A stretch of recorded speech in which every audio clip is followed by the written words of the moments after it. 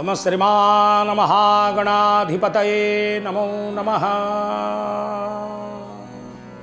ओं वाणी हिरण्यगर्भाय नमो नमः।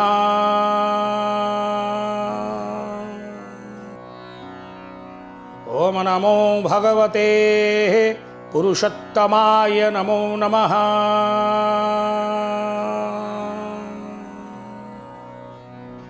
ओं मातृपितृचरणकमलेभ्यो नमो नमः।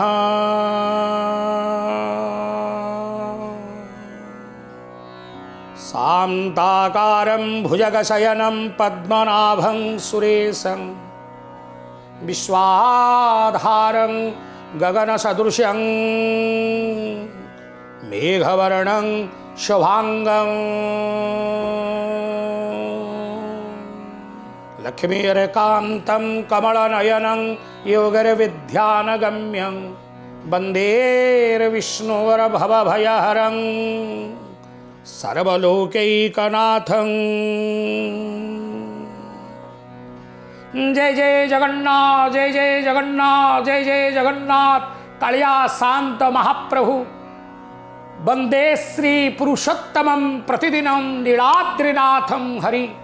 भगवान श्री पुरुषोत्तम जगन्नाथं कर अभय चरणारविंद जुगड़रे कोटि कोटि दंडवत प्रणाम मणिमा कोटि कोटि दंडवत प्रणाम।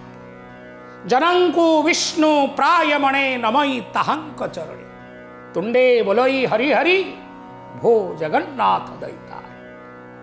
आपण मानंक चरणारविंदरे आज पवित्र मलमासर अयमारंभ पुरुषोत्तम मास।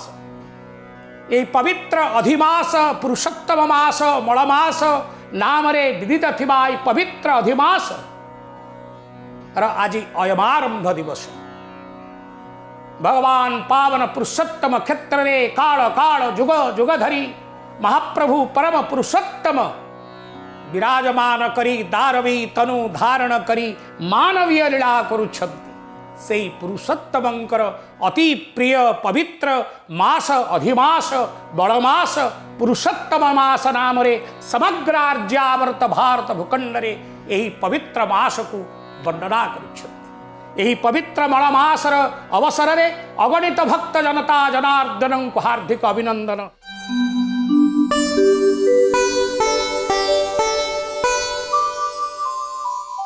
नारायण नमस्कृत्यं नरं चैव नरोत्तमं देवी सरस्वती व्यासं तदो जयो मुदीरयते। मुखं करोति वाचालं पंगुलंघयते गिरि जतकृपां तमहं वन्दे परमानंद माधवम्। नमो गिरिजानंदन अशेष विघ्न विनाशन हे प्रभु तो पादे शरण गली मुदीय सदज्ञान। प्रत्येक कार्यर अयमारंभ हुई भगवान गणानां गणपति को हवामये विघ्न विनाशक गणेशं को स्मरण करी चिंतन करी प्रत्येक कार्य को अयमारंभ करा जाए। एवं भगवान गणेशं निकट ये अज्ञानी पुरुष प्रार्थना करि थाए प्रभु मोर समस्त विघ्न विनाशन करि एवं सत्पथरे मते नियंतु सद ज्ञान प्रदान करंतु सदरास्तार नियंतु। यहाँ ही प्रभुंक चरणारविंदरे प्रार्थना करी अयमारंभ करुछन्ति महापद्म पुराणर मलमास महात्म्य। ए अधिमासर आख्यान अनंत दुरित नाशन सुन विदुषे देहि चित पाप पंकरु हेव मुक्त। रे मनुष्य गणमान ए सारा संसार रे जेते जहा सृष्टि हेची पूजा व्रत पर्व पर्वाणी उत्सव ए समस्त मनुष्यर कल्याण पे ही सृष्टि हेची। आर्य ऋषिमुनि गण माने मानव समाजर कल्याण पाई पर्व पर्वाणी उत्सव व्यवस्थावली कहीं ना मनुष्यर आनंद निमंते मनुष्य सदानंद प्राप्त निमंते मनुष्य मुख्य प्राप्त निमंते यही समस्त कार्य आर्य ऋषिमुनिगण माने मानव समाजर कल्याण पे यहाँ ही सृष्टि करिछन्ति।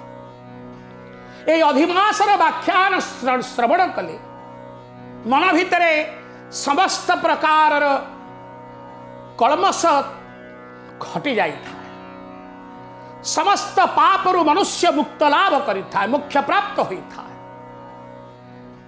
तेणु सुत अमीषारण्य रे सुत लोमहर्षणंकर पुत्र सुत जे कि सकल विद्वान मान साथरे धरी ब्रह्मर्षि समस्त विद्वान गण समस्त विद्यार्थी मान ऋषि मुनि समस्त को साथरे धरी बाहरी समस्त तीर्थ करी स्नान मिलिले नैमय सारवन देखिले तहु कुलपति सौनक नामे महापति।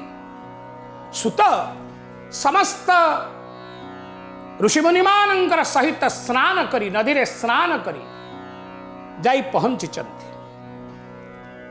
ताहांक पासे जाई सुत विनय कले प्रणिपात तहु सौनक मुनि भर आनंदे होई धीर। सौनक ऋषि पाखरे सुत जाई समस्त ऋषिमुनि मानंकर सहित जाई पहुंची। सौनक मुनि जेतबेले सुतं को देखिचंती दर्शन करचंती समस्त ऋषिमुनि मान को दर्शन करचंती मन भितरे आनंद जागृत है श्रद्धा जागृत है। सौनक सुतं को पचारुछंती हे सुत तुम्हें एपरी अवस्था रे आप आसी एठी विराजमान करचंती के उद्देश्य रे तुम्हें आसीचंती ना प्रभु आपण तो सकल विद्वान सकल शास्त्र ज्ञान रो तबे भंडार अट सकल शास्त्र विशारद अट त्रिकाल दर्शी आपण अटंती।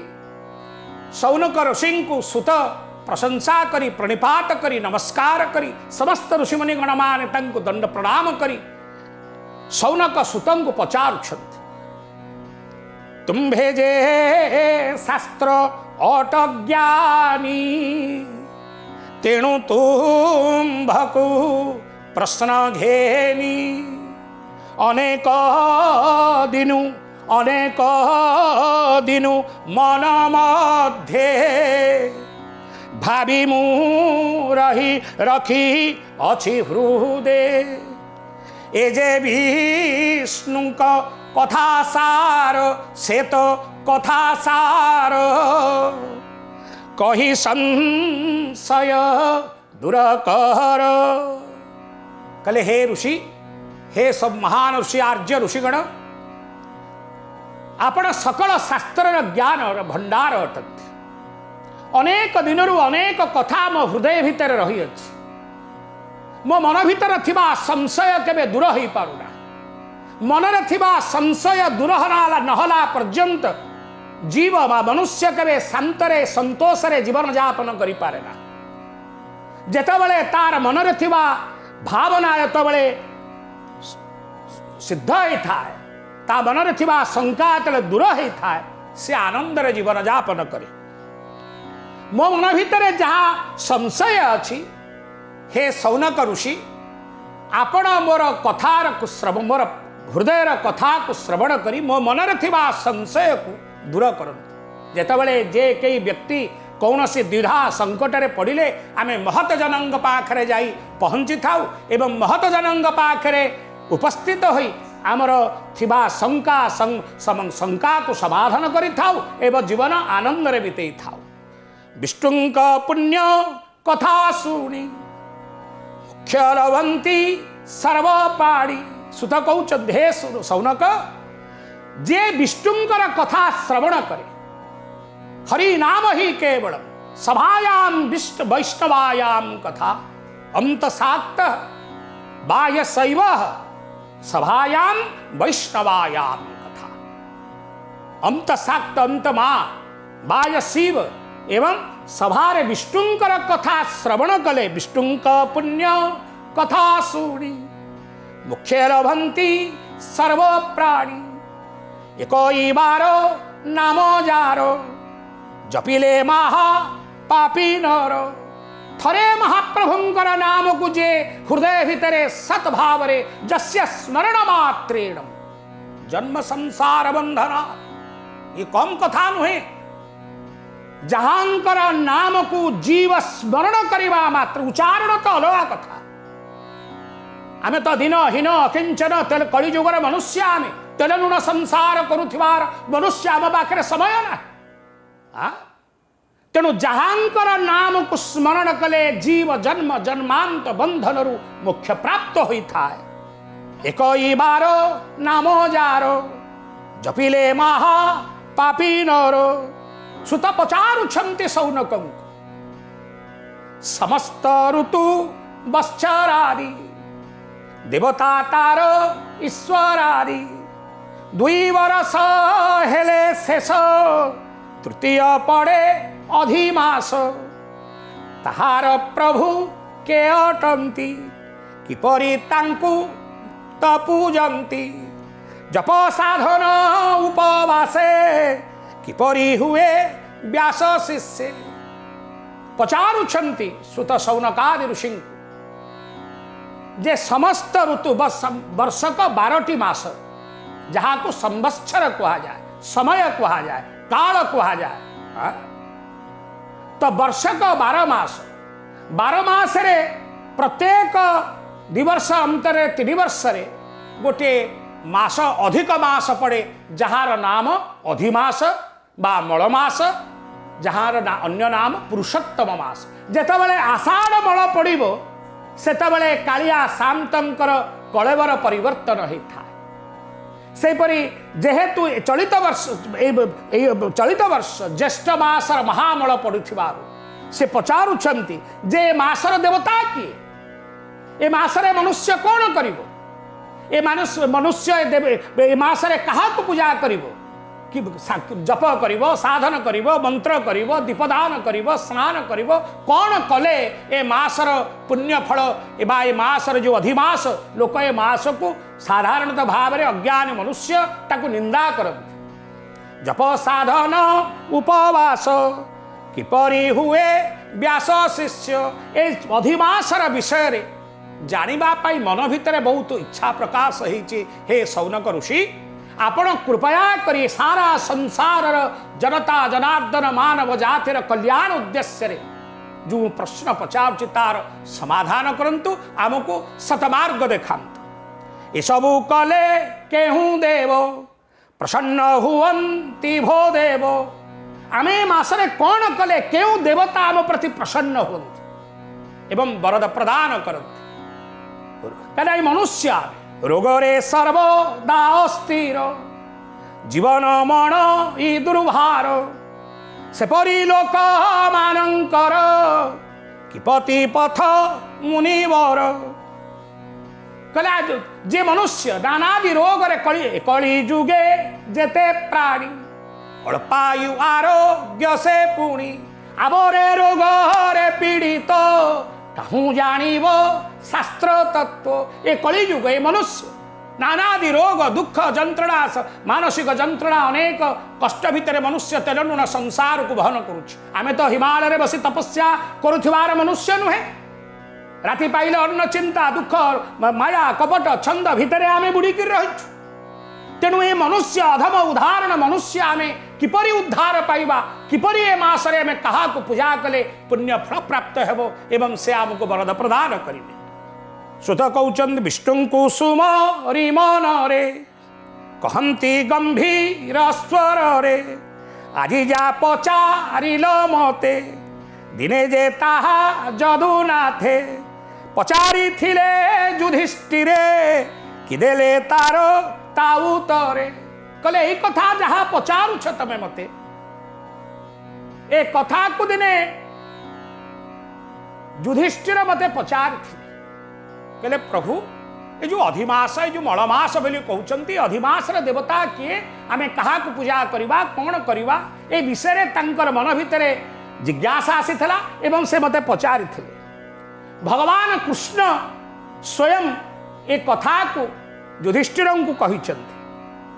श्री भगवान उवाच सुन हे धर्म नरगण ए प्रश्न नुहे साधारण मो बिना अबा अन्य केहि पारिब नाही एहा कहि सर्वं रहस्यं पुरुषोत्तमस्यं देवे न जानाति कुतः मनुष्यं किए तांक रहस्य को भेद करि पारिबो आमे आपण ब्रह्मा शंकर द्वारे थांती निरत ध्यान आचरंती भगवान स्वयं कहउचंती ए विषय रे केहि कहि पारिबे नाही ए विषय केवल मु ही मो कथा कहबी मो बिना अबा अन्य केही पारिब नाही एहा कही।